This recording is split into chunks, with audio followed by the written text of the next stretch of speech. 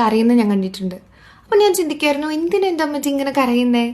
പിന്നീട് ഞാൻ ബോധം വെച്ച സമയത്ത് ഞാനായിട്ട് ഈ പ്രാർത്ഥന ചൊല്ലാൻ തുടങ്ങിയപ്പം എനിക്ക് മനസ്സിലായി എന്തുകൊണ്ടാണ് എൻ്റെ അമ്മച്ചി പ്രാർത്ഥന ചൊല്ലിയപ്പോൾ കരഞ്ഞുകൊണ്ടിരുന്നതെന്നുള്ളത്. അങ്ങനെ നമ്മളെ കരയിപ്പിക്കുന്ന പ്രാർത്ഥന ഇതാ, കുരിശിൻ്റെ വഴി. കുരിശിൻ്റെ വഴിയിലെ എല്ലാ സ്ഥലങ്ങളും നമുക്ക് അത്രയധികം വിഷമം ഉണ്ടാക്കുന്ന കാര്യങ്ങളാണ്. അതിൽ എന്നെ ഏറ്റവും അധികം വിഷമിപ്പിക്കുന്ന സ്ഥലം എന്ന് പറയുന്നത് 4ാം സ്ഥലമാണ്. നമ്മുടെ മാതാവും ഈശോയും കണ്ടുമുട്ടുന്ന സ്ഥലമാണ്. ലോകത്തിലെ വിഷമങ്ങളിൽ ഏറ്റവും വലിയ വിഷമമായിട്ട് നമുക്ക് പറയാൻ പറ്റുന്നതാണ് സ്വന്തം മോനോ മോൾക്കോ എന്തെങ്കിലും ദുരിതങ്ങളോ രോഗങ്ങളോ എന്തെങ്കിലും സംഭവിച്ചു കഴിഞ്ഞാൽ അത് ഒന്നും ചെയ്യാൻ പറ്റാതെ നിസ്സഹായമായിട്ട് നോക്കി നിൽക്കുന്ന ഒരു മാതാവിൻ്റെ അവസ്ഥ എന്ന് പറയുന്നത്. ആ സെയിം തന്നെയാണ് ഈ കുരിശിൻ്റെ വഴിയിലും നമ്മൾ കാണുന്നത്.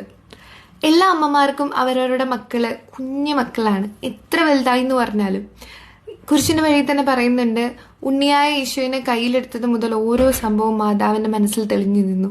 അപ്പോൾ നമ്മളിപ്പോൾ എന്തെങ്കിലും നമ്മുടെ അമ്മമാരെ വിഷമിപ്പിക്കുന്ന എന്തെങ്കിലും ഒരു സിറ്റുവേഷനൊക്കെ ഉണ്ടാക്കാന്നുണ്ടെങ്കിൽ നമ്മൾ മനസ്സിലാക്കുക അവർ അത്രയധികം വിഷമിക്കുന്നുണ്ട്.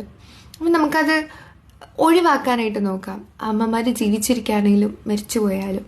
അപ്പോൾ അങ്ങനെ വേദനിക്കുന്ന ഒരു അമ്മയെ പറ്റിയാണ് ഈ സ്ഥലത്ത് പറയുന്നത്. വഴിയിൽ കരഞ്ഞു വന്നോരമ്മായി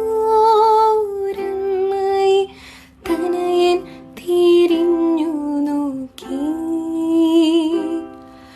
സ്വർഗീയ കാന്തി ചിന്തും മിഴികളിൽ കൂരമ്പു താണിറങ്ങി.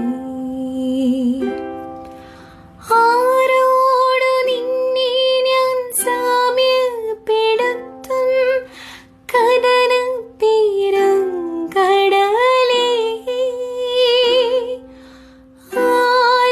ആരറിഞ്ഞാഴത്തിൽ അലതള്ളി നിൽക്കുന്ന നിന്മനോവേദന, നിൻ